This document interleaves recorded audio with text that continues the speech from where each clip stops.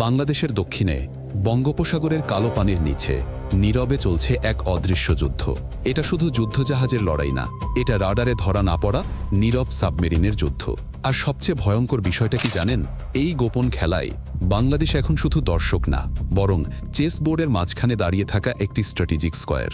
কিন্তু প্রশ্ন হচ্ছে, চীন কেন বাংলাদেশে সাবমেরিন ঘাঁটি বানাতে এত আগ্রহী? কেন ভারত হঠাৎ বঙ্গোপসাগর নিয়ে এত অস্বস্তিতে? আর ভাষাঞ্চর আসলে কি শুধুই বাংলাদেশের নেভাল বেইজ, নাকি এটা স্ট্রিং অফ পার্লস নামের এমন এক রহস্যময় সামরিক নেটওয়ার্কের অংশ যা পুরো ভারত মহাসাগরকে ধীরে ধীরে চীনের ইনফ্লুয়েন্সের নিচে নিয়ে যাচ্ছে? 2017 সালে বাংলাদেশ হঠাৎ করেই চীনের কাছ থেকে দুইটি সাবমেরিন কিনে আনে, বিএনএস নবযাত্রা এবং বিএনএস জয়যাত্রা। সাধারণভাবে দেখলে এটা ছিল একটি মিলিটারি মডার্নাইজেশন ডিল, মানে বাংলাদেশের নৌ সক্ষমতা বাড়ানোর জন্য এই পদক্ষেপ। কিন্তু আন্তর্জাতিক সামরিক রাজনীতির দৃষ্টিকোণ থেকে অনেকেই অন্য কিছু দেখতে শুরু করলো, কারণ এই সাবমেরিনগুলো শুধু অস্ত্র না, এগুলো ছিল ইনফ্লুয়েন্স।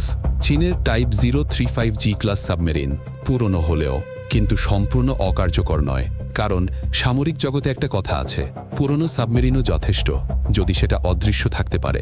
আর এখানেই শুরু হয় রহস্য। বাংলাদেশের পরে ভাষাঞ্চলে সাবমেরিন বেস তৈরি করা শুরু করে একটি আলট্রা মডার্ন নেভেল ফ্যাসিলিটি। দেখতে সাধারণ মিলিটারি ইনফ্রাস্ট্রাকচার, কিন্তু লোকেশনটা খেয়াল করুন, বঙ্গোপসাগরের এমন এক জায়গায় যেখান থেকে শিপিং লেন মনিটর করা যায়, ইন্ডিয়ান ওশানের প্রবেশদ্বার নজরদারি করা যায়, এবং সবচেয়ে গুরুত্বপূর্ণ, ভারতের পূর্ব উপকূলের নেভাল মুভমেন্টগুলো অবজার্ভ করা যায়।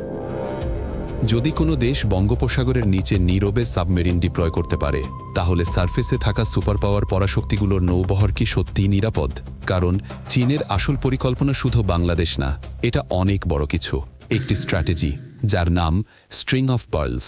শুনতে সুন্দর, কিন্তু মিলিটারি অ্যানালিস্টদের কাছে এটা ভয়ঙ্কর। এই স্ট্র্যাটেজি অনুযায়ী চীন ভারত মহাসাগরের চারপাশে একের পর এক স্ট্র্যাটেজিক পোর্ট আর নেভাল অ্যাক্সেস তৈরি করছে। পাকিস্তানের গোয়াদরে, শ্রীলঙ্কার হাম্বানবোটায়, মিয়ানমারের ডিপ সি অ্যাক্সেস, চট্টগ্রামের পোর্ট এবং বঙ্গোপসাগরের সাবমেরিন ইনফ্রাস্ট্রাকচার সবই গুরুত্বপূর্ণ পয়েন্ট। আলাদা দেখালেও একসাথে এগুলো এক বিশাল নেভাল চেইন তৈরি করছে। বলা যায় একটি ইনভিজিবল নেটওয়ার্ক, যার উদ্দেশ্য ভারত মহাসাগরের ওপর ইনফ্লুয়েন্স এবং সম্ভব হলে কন্ট্রোল করা। কারণ পৃথিবীর সবচেয়ে গুরুত্বপূর্ণ ট্রেড রুটসের একটা অংশ এই সমুদ্র দিয়ে যায়। ভারতের প্রায় 80% এনার্জি ইম্পোর্ট আসে ইন্ডিয়ান ওশান রুট দিয়ে, অয়েল ট্যাঙ্কার্স, মিলিটারি কার্গো এবং গ্লোবাল ট্রেডগুলো। এখন প্রশ্ন হচ্ছে, যদি কোনো দিন এই রুট থ্রেটের মুখে পড়ে, তাহলে ভারত কি করবে? আর সেখানেই আসে সাবমেরিন ওয়ারফেয়ার। সারফেস যুদ্ধজাহাজকে আপনি স্যাটেলাইট দিয়ে দেখতে পারেন, রাডার দিয়ে ট্র্যাক করতে পারেন, কিন্তু সাবমেরিন, ওগুলো সমুদ্রের নিচে ঘোস্টের মতো, নীরব, অদৃশ্য, মারণাত্মক। আর চীনের সবচেয়ে ভয়ঙ্কর দিক হচ্ছে তাদের সাবমেরিন টেকনোলজি দ্রুত ইভলভ করছে, বিশেষ করে ইউয়ান গ্লাস সাবমেরিন। এই সাবমেরিনগুলোতে ব্যবহার করা হচ্ছে AIP, air independent propulsion system. সহজ ভাষায়, এগুলোকে বারবার পানির ওপরে উঠতে হয় না, মানে 2 থেকে 3 সপ্তাহ পর্যন্ত সমুদ্রের নিচে কমপ্লিটলি হিডেন থাকতে পারে। কেউ দেখতে পায় না, কেউ শুনতে পায় না। শুধু কল্পনা করুন, বঙ্গোপসাগরের নিচে যদি এমন কয়েকটা সাবমেরিন নীরবে অবস্থান করে, তাহলে পুরো অঞ্চলের পাওয়ার ব্যালেন্স কত দ্রুত বদলে যেতে পারে। এবং এখানেই অ্যানালিস্টরা ভাষাঞ্চরকে শুধু বাংলাদেশের বেস হিসেবে দেখেন না, তারা এটাকে দেখে একটি সম্ভাব্য লজিস্টিক নোট হিসেবে, একটি পেট স্টপ, যেখানে ফিউচার চাইনিজ নেভাল অ্যাক্সেস তৈরি হতে পারে। যদিও অফিসিয়ালি এমন কিছু স্বীকার করা হয়নি, কিন্তু ইন্টারেস্টিং বিষয় হচ্ছে চীনের মিলিটারি ইনভেস্টমেন্ট সবসময় একই প্যাটার্ন ফলো করে। প্রথমে ইনফ্রাস্ট্রাকচার, তারপর ইকোনমিক ইনফ্লুয়েন্স, তারপর স্ট্র্যাটেজিক ডিপেন্ডেন্সি। হাম্বানটোটা পোর্টে যা হয়েছে, বিশ্ব সেটা দেখেছে। আর ভারত, তারা বসে নেই। ভারত ইতোমধ্যেই ডিপ্লয় করেছে INS Arihant nuclear submarine. Indian navy aggressively expand করছে আন্দামান নিকোবর প্রেজেন্স, কারণ ভারত বুঝে গেছে ইন্ডিয়ান ওশানের কন্ট্রোল হারানো মানে ফিউচার জিওপলিটিক্যাল লেভারেজ হারানো। এখন পুরো রিজিয়নটা ধীরে ধীরে পরিণত হচ্ছে এক আন্ডার ওয়াটার চেস বোর্ডে। একদিকে চায়না, অন্যদিকে ইন্ডিয়া, পেছনে ইউনাইটেড স্টেটস 7 ফ্লিট, আর মাঝখানে বাংলাদেশ। এটাই সবচেয়ে সেন্সিটিভ অংশ, কারণ বাংলাদেশের জন্য এই পার্টনারশিপ হিউজ অপরচুনিটি।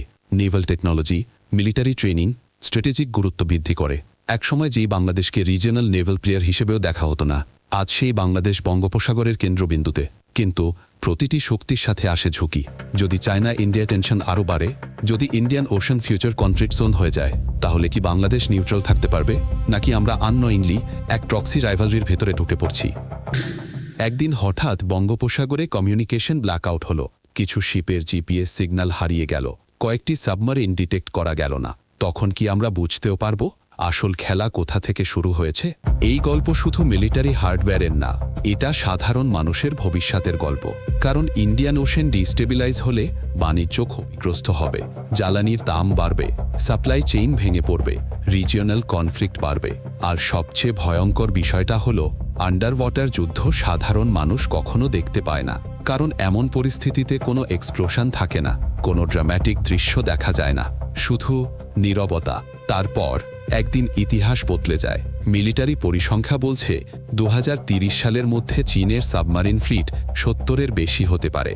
আর বঙ্গোপসাগর তখন শুধু একটি সমুদ্র থাকবে না, এটা হয়ে উঠতে পারে এশিয়ার সবচেয়ে গুরুত্বপূর্ণ আন্ডার ওয়াটার ব্যাটলফিল্ড।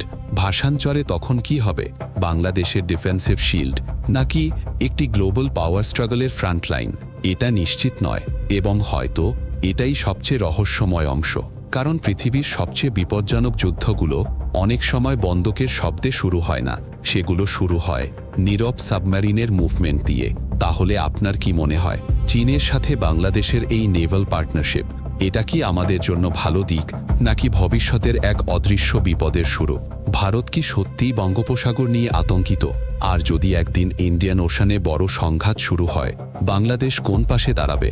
কমেন্টে আপনার মতামত লিখুন। কারণ কখনো কখনো মানচিত্রে ছোট দেশগুলোকেই সবচেয়ে বড় খেলায় ব্যবহার করা হয়। আপনি যদি সম্পূর্ণ ভিডিওটি দেখে থাকেন তাহলে অবশ্যই আপনি জ্ঞান সম্পূর্ণ সচেতন ব্যক্তি, তাই আপনার মূল্যবান মতামত জানাতে ভুলবেন না এবং চ্যানেলটি সাবস্ক্রাইব করুন।